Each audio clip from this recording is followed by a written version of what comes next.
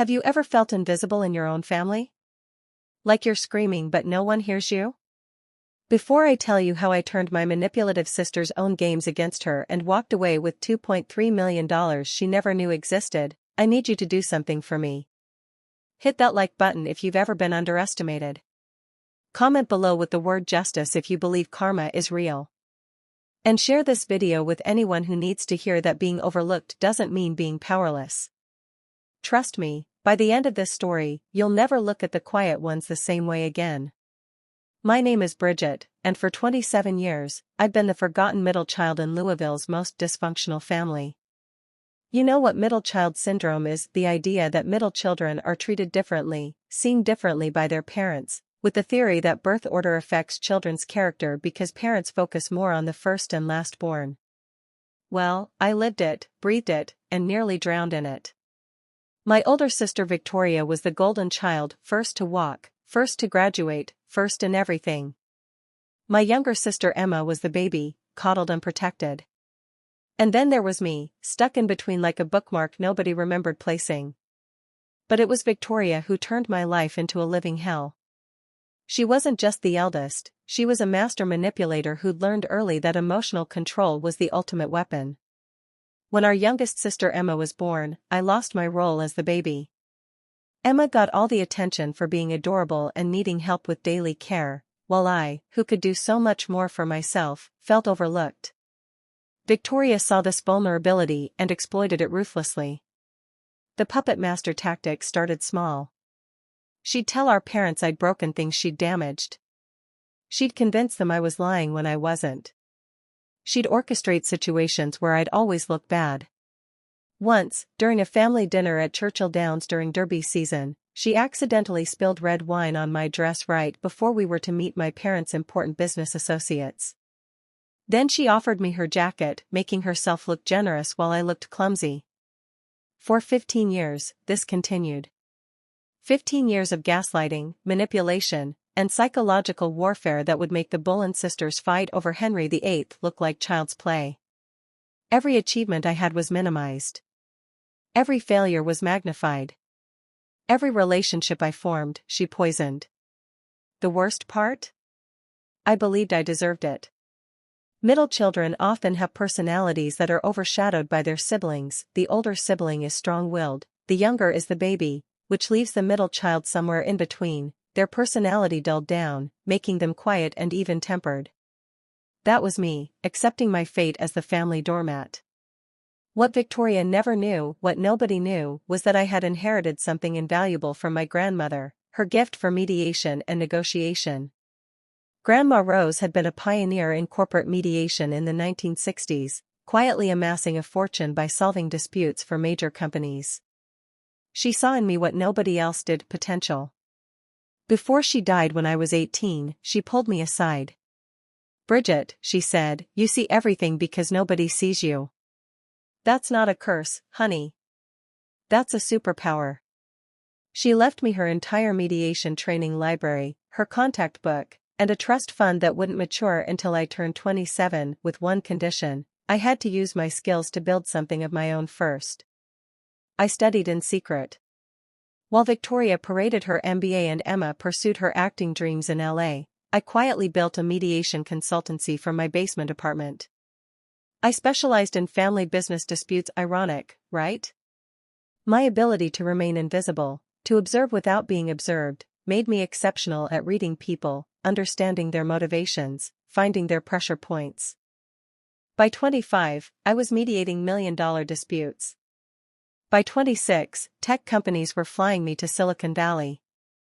My accountant confirmed it last month: my business and investments were worth $2.3 million. But I kept living in that basement apartment, driving my beat-up Honda, playing the role of the struggling middle child. Victoria never suspected. How could she?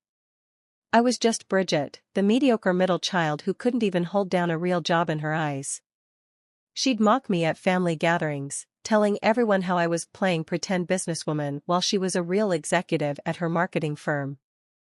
The breaking point came at my wedding planning. Yes, I had found love. Marcus was a surgeon who'd hired me to mediate a partnership dispute at his practice. He saw through the facade immediately, recognizing the strategist behind the quiet exterior. We fell in love over chess games and psychological thrillers, two minds that understood the art of patience and planning. When we announced our engagement, Victoria's mask slipped for just a moment. I saw pure rage flash across her face before she recovered with a fake smile and an even faker hug. The middle child wasn't supposed to get married first. The forgotten one wasn't supposed to find happiness. What followed was 8 months of systematic sabotage that would have impressed military strategists. She volunteered to be my maid of honor. How could I refuse without looking petty? Then the torture began. She accidentally gave the wedding venue the wrong date, causing us to lose our deposit. She told the florist I'd changed my mind about the order. She convinced 3 of my bridesmaids that I'd been talking behind their backs, using details only she knew to make the lies believable. She even contacted Marcus's ex-girlfriend, feeding her information about our relationship to try to cause drama. But the final straw, the moment that transformed 15 years of pain into cold, calculating fury, happened 2 weeks before the wedding. I overheard her on a call with Emma. "Don't worry," Victoria laughed, "the wedding won't happen. I've made sure of that. Marcus's family already thinks she's trash after the stories I've told them. And even if it does happen, I've got one more surprise that'll ruin everything. Remember that time Brigitte had that breakdown in college? Well, I may have exaggerated it a bit to Marcus's mother. Told her about the psychiatric hold that never actually happened. She's concerned about future grandchildren now, if you know what I mean. She'd weaponized my one moment of vulnerability when I'd sought counseling after a particularly brutal year of her abuse and turned it into a lie about mental instability. She was trying to destroy not just my wedding, but my future family. Something inside me crystallized in that moment. The mediator in me, the one who'd spent years studying human psychology, negotiation tactics, and conflict resolution, finally turned those skills toward a different purpose. If Victoria wanted to play puppet master, I'd show her what happened when the puppet cut its own strings. Like famous middle children such as Nelson Mandela and Bill Gates who used their personality traits to gain success, I decided to use my position as the overlooked one to my advantage. The first thing I did was hire a private investigator. Not to dig up dirt, Victoria was too careful for that, but to document everything she was currently doing. Every lie she told about me, every manipulation, every sabotage attempt. Within 2 weeks, I had 60 hours of recorded conversations, emails she'd send using fake accounts, and witness statements from vendors she'd terrorized. The second thing I did was study Victoria like I'd never studied her before. I mapped out her entire life, her routines, her insecurities, her deepest fears. I realized something crucial: Victoria's entire identity was built on being superior to me. Without me as her punching bag, who was she? The third thing was the hardest: I had to let her think she was winning. I cried at family dinners about the wedding stress. I let her see me crack under pressure. I even called her sobbing one night, begging for her help because everything was falling apart. She was so gleeful, so confident in her victory, that she never noticed I was recording everything. But the real masterstroke was discovering her secret: Victoria had been embezzling from her company. It started as a hunch. She lived way beyond her means: designer everything, luxury car, penthouse apartment on a marketing director's salary. Through careful observation and a few strategic conversations with mutual acquaintances, I learned she'd been skimming from client accounts for 3 years. Nearly $400,000 in redirected funds, hidden through a complex web of fake consulting fees. She thought she was untouchable. After all, she was Victoria, the golden child, the successful one, the one who could do no wrong. Who would ever suspect her? I would. And I had proof. The wedding day arrived, and Victoria was practically glowing with anticipation of my humiliation. She didn't know I'd switched venues at the last minute, telling only the guests I actually wanted there. She didn't know the flowers had been delivered to the right place. She didn't know that Marcus's family had been shown the real recordings of her lies. But she would know soon enough.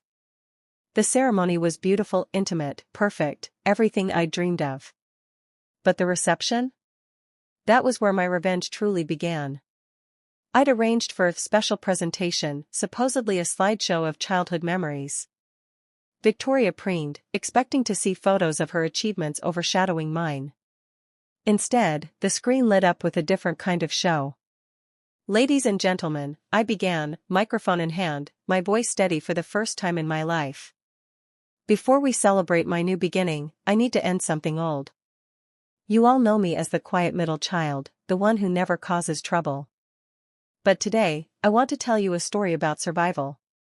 The first slide appeared, 15 years of abuse, a documentation. What followed was 10 minutes of carefully curated evidence. Audio recordings of Victoria's cruelest statements. Screenshots of the fake emails she'd sent. Video of her admitting to the sabotage. But I saved the best for last, the embezzlement evidence, displayed in full forensic accounting detail. The room was silent. Victoria's face had gone from smug to shocked to absolutely terrified. She tried to leave, but I'd positioned Marcus's cousins, both security professionals, at the exits. Not to physically stop her, just to make her think twice. "Victoria," I said, looking directly at her. "For 15 years, you've been my puppet master. You pulled my strings, made me dance, made me believe I was worthless. But here's what you never understood: middle children are often strong mediators, empathetic listeners, and socially adept due to their experiences with sibling rivalry. Every manipulation you put me through was a lesson. Every lie was a case study. Every moment of pain was fuel for this moment." I pulled out a folder, thick, official-looking. "This contains everything. Every crime, every lie, every single thing you've done. Your company will receive a copy on Monday, unless..." Her voice cracked. "Unless what?" "Unless you sign this." I produced another document. "A full confession and a legally binding agreement that you will have no contact with me, my husband, or any future children we may have. You'll also return the family heirloom jewelry you claimed Mom gave you but actually stole from her jewelry box. And you'll pay me back the $23,000 in damages your sabotage cost me, though that's nothing compared to what you stole from your company." "That's blackmail," she shrieked. "No," I smiled, and for the first time it was genuine. "It's mediation. I'm offering you a solution that keeps you out of prison. Take it or leave it." Victoria signed. What choice did she have? The aftermath was swift and brutal. Within a week, she'd resigned from her company for personal reasons. The Whisper network in Louisville's business community is strong, and somehow, I can't imagine how, word got out about why she really left. Her penthouse went on the market. Her luxury car was returned to the dealership. Her designer goods appeared on consignment websites. Our parents were devastated, but more by the revelation of who Victoria really was than by my revenge. My mother actually apologized to me, the first time in my life she'd acknowledged the disparity in how we were treated. "We always thought you were so strong," she cried. "You never complained, never fought back. We thought you were fine." Emma flew in from LA, and for the first time, we had a real conversation. She admitted she'd always known something was wrong but was too young and too protected to understand or help. "We're building a real relationship now, sister to sister, without Victoria's poison between us." But the true downfall came from Victoria herself. Without me to torture, without her job to define her, without her stolen wealth to prop her up, she collapsed. The last I heard, she was working as a freelance consultant, living in a studio apartment on the outskirts of town. She tried to rebuild her reputation, but Louisville has a long memory. Some might say I went too far. But starting a lawsuit against family will strain if not destroy relationships. You're suing a family member, and it will be seen as a family conflict. I chose a different path. I didn't destroy her in court, I let her destroy herself with her own choices. Today, I write this from my real office, no longer a basement, but a gleaming suite in downtown Louisville overlooking the Ohio River. My mediation firm has expanded to 12 employees. That $2.3 million has grown to $3.1 million. Marcus and I are expecting our first child, a daughter we'll raise to know her worth from day one. I've started a foundation for middle children and overlooked siblings, those who suffer in silence while their louder, more demanding siblings get all the attention.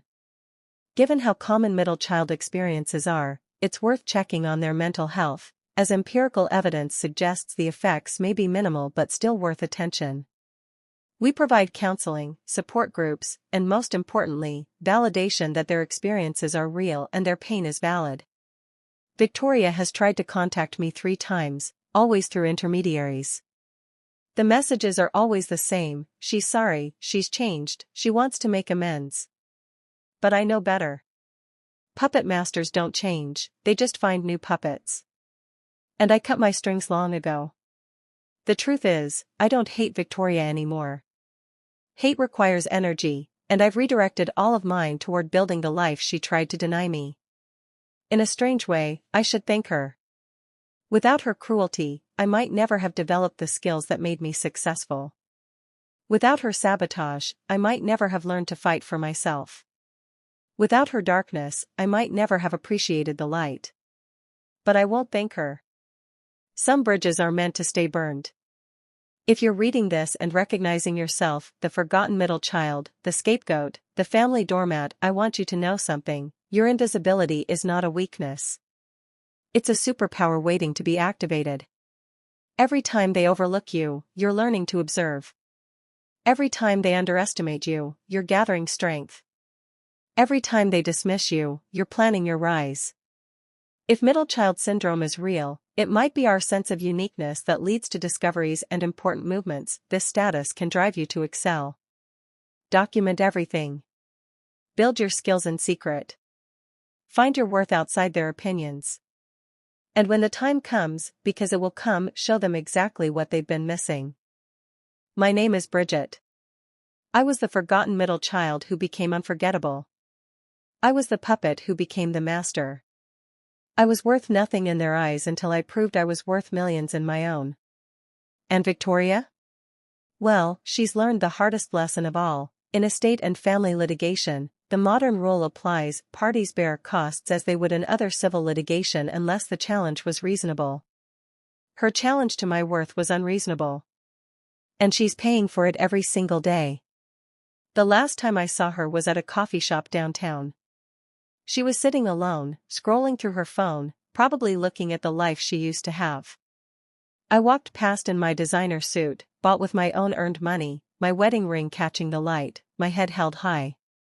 She looked up, our eyes met for just a moment, and I saw it, the recognition that the puppet had become more powerful than the master ever was. I didn't stop. I didn't speak. I just kept walking toward my beautiful life, leaving her in the shadows where she'd tried to keep me for so long.